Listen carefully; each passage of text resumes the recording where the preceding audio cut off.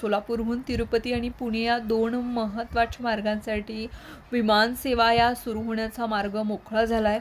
या दोन्ही मार्गांसाठी DGCAकडून स्लॉट मंजूर झाल्यानं स्टार एअर कंपनीकडून सेवा सुरू करण्यासाठी हालचालींना कंपनीकडून सेवा सुरू करण्यासाठी गती मिळालेल्या माहितीनुसार पुढील 20 ते 30 दिवसांमध्ये तिरुपतीसाठी विमानसेवा सुरू होण्याची शक्यता आहे. या पार्श्वभूमीवर वेळापत्रक निश्चित करण्याचं काम हे सुरू असून लवकरच अधिकृत घोषणा ही अपेक्षित आहे.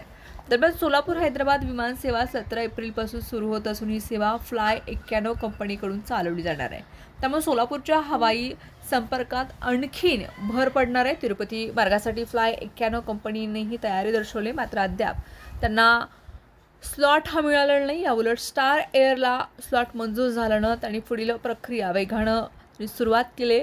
पुणे मार्गासाठी लवकरच उड्डाण सुरू होण्याची शक्यता व्यक्त करण्यात येत आहे. गेल्या काही काळांपासून सोलापूरहून तिरुपती आणि पुणे या मार्गासाठी विमानसेवेची जोरदार मागणी होत होती.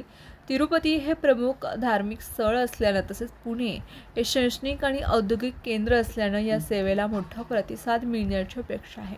सध्या प्रवाशांकडून संभाव्य तिकीट दर, उड्डाणाचं वेळापत्रक आणि सेवा सुरू होण्याची नेमकी तारीख याबाबत उत्सुकता आहे.